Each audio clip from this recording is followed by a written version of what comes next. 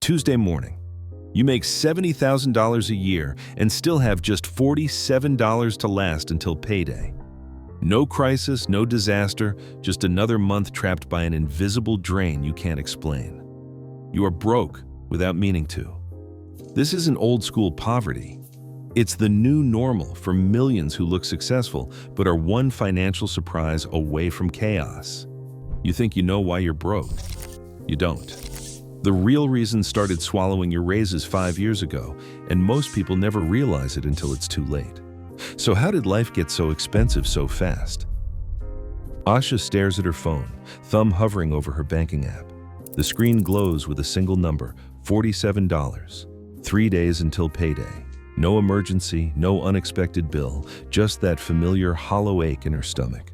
She scrolls through her transaction history hoping for a mistake, but every charge is accounted for. Her savings account sits untouched, balance zero. It is not a crisis in the way people imagine.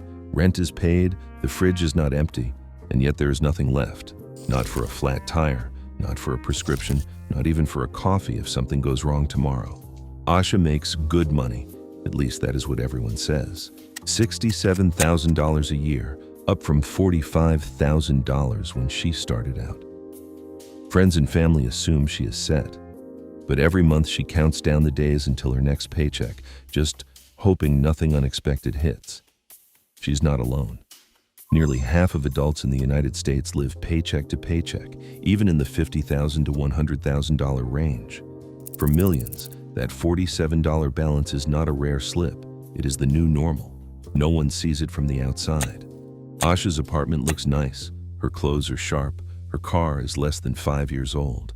She posts brunch photos, keeps up with friends, pays her bills on time.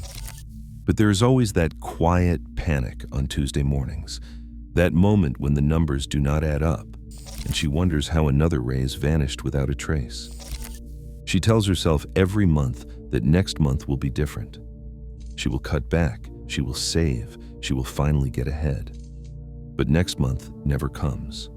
The money keeps slipping through her fingers, invisible and unstoppable. It is not poverty. It is something harder to explain, looking successful while being constantly on the edge. This is what it means to be invisible, broke. Marcus scrolls through his phone, eyes narrowing at the endless list of tiny charges. $9.99 for Hulu, $14.99 for Netflix, $11.99 for Spotify, Apple Music, Amazon Prime, Disney Plus, and a few apps he cannot even remember downloading. 3 gym memberships, $30 each, sit untouched, quietly draining $90 a month. The promise was always the same, just a free trial, just one more show, just in case he wanted to work out somewhere new. Now these micro-charges add up to something impossible to ignore. Industry data shows the average American household wastes between $90 and $220 every month on subscriptions they do not really use. That is $1,000 to $2,600 a year, money that disappears without a second thought, buried under the weight of auto-renewal and the simple friction of cancellation. For heavy users, the total can climb even higher. Studies show 25 to 40% of subscriptions are forgotten, left to run in the background until a bank statement or overdraft warning brings them back to light. Subscription services are built on this kind of forgetfulness. Nearly 3/4 of major sites use manipulative design, called dark patterns, to keep you signed up, hiding cancellation links, or requiring you to call customer service just to quit. The system counts on you being too busy, too distracted, or too embarrassed to bother. Marcus knows the feeling. Every time he tries to clean up his list, he is met with endless menus, password resets, and guilt-inducing pop-ups, asking if he is sure he wants to leave. Asha stares at her own dashboard, shocked by the pile-up. She thought she was being careful, but the numbers do not lie. $200 a month? Gone. That is nearly $2,500 a year, enough to erase a credit card balance or fund an emergency savings account. What was your moment? The one where you realized you were really broke, not because of one big purchase, but because of 1,000 small ones you never saw coming. Share your story in the comments below. When did you finally look at your subscription graveyard and see the truth? But subscriptions are just the appetizer. The real feast for the banks starts with your credit cards. Asha's credit card bill lands in her inbox with the same cold precision every month. The balance is $8,000. The minimum payment is $150 a month. It looks manageable, almost harmless, a number that fits neatly into her budget, just another line between groceries and rent. But behind that $150, a silent engine is running. The interest rate is 24%. That is $1,800 a year drained away, just for the privilege of carrying debt. The card company's algorithm is no accident. Minimum payments are set to keep you in the game for as long as possible, paying just enough to avoid penalties, never enough to escape. At that rate, paying only the minimum, it will take Asha 14 years to clear the balance. 14 years of monthly payments, and by the end she will have paid $11,000 in interest alone, more than the original debt.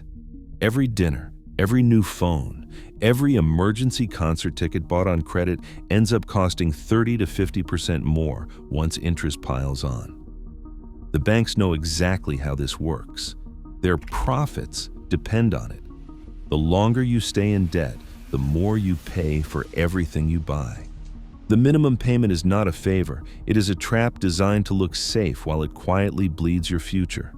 Asha is not reckless, and she is not alone. Nearly half of Americans carry a revolving credit card balance, with average interest rates at historic highs.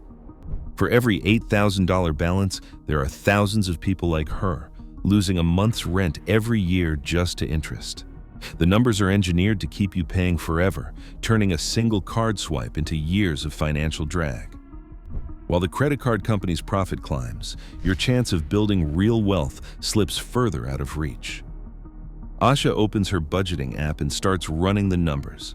If she drops the upgraded apartment and moves back to a $900 place, that frees up $500 a month. Selling the car she financed for $580 a month, and picking up a reliable used one for cash gives her another $330 back in her pocket. Canceling every subscription except the two she actually uses saves her $300 more.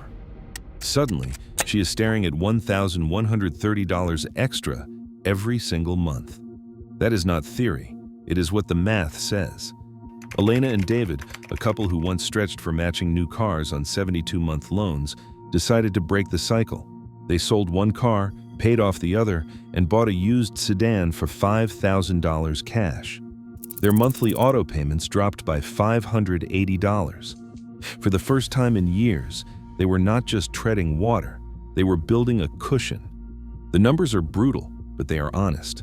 Over 5 years, that $1,130 a month adds up to $67,800. Stretch it to 10 years, and it is $135,600 in actual cash. But most people do not stop there. They let lifestyle marketing and auto loan calculators dictate what they say they deserve, turning every raise into a bigger bill. The industry calls it affordable, a $40,000 car, a $1,400 apartment, a dozen subscriptions you barely use. Affordable is not the same as sustainable. Asha starts paying $1,100 a month toward her $8,000 credit card balance. In 8 months, she is debt-free. The rest can finally go to savings, investments, or even something fun without the dread of payday countdowns. So what is actually at stake? Over 10 years, the cost of lifestyle creep is not just a few nicer dinners or a bigger television. It is $146,600 that could have built a future, traded away for temporary upgrades. What would you do if you could get that money back? What is the first thing you would change if you knew the system was built to keep you broke? Right now, over half of Americans earning $70,000 still live paycheck to paycheck, not because they are reckless, but because the system profits from their upgrades. Every $10 treat becomes tomorrow's regret. Breaking the cycle is not about guilt, it is about reclaiming your future. What will you choose next?